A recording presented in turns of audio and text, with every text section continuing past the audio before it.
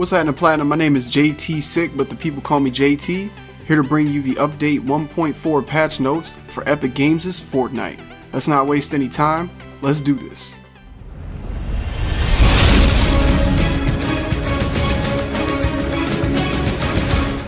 In this video, I'll be covering the major changes to the game. For a detailed listing of the entire 1.4 update, click the link in the description below. The first and probably one of the most requested changes is the ability to toggle both hats and backpacks from your evolved heroes. When evolving your hero past his or her first star, you will notice cosmetic changes begin to occur, as you can see with my Ninja Ken right here. Previously, if you did not like these changes, you were pretty much out of luck. Fortunately, with the 1.4 update, all that has changed. Once you have chosen your mission and have entered the launch menu, simply click on your character if you are on PC, press X if you are on PS4, or press A if you are on Xbox One, bringing up your player menu. You will now notice two new options to toggle both hats and backpacks. Sweet.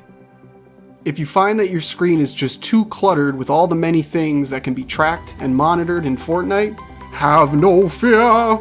You can now change that. Open up your settings menu and navigate to the game tab. Scroll all the way down to Show HUD Visibility Settings. Once clicked, you have a whole new list of options allowing you to tailor your screen to your heart's content, keeping in mind that this option is only available when you are currently in a match. Recycling items is crucial to retaining as much of those precious materials as you possibly can, but there is nothing worse than accidentally trashing your primary weapon while it is still at full durability.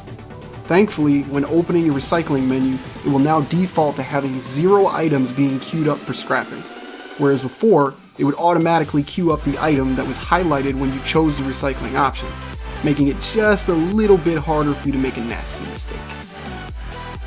Yet another quality of life change is the ability to now see the weapons that you currently have equipped while in the ammo creation screen.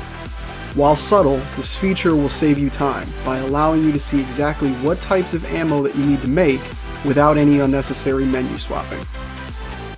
While I personally never had a problem with this next change, I can certainly see how it would be problematic for some. When navigating the skill and/or research trees, your cursor will now emit a pulsing aura, making it easier to keep track of where you are. Nifty. Upon completing the tutorial, you may have noticed separate hero quests for the 4 classes, giving you an opportunity to get a better idea of how these classes should be played.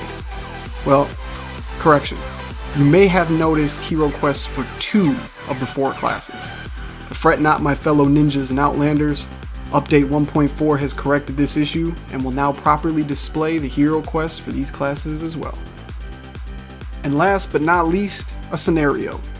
You're defending your Storm Shield base from a horde of husks solo, when lo and behold a savior arrives in the form of a random player being tossed into the fray with you just as it's about to get heated.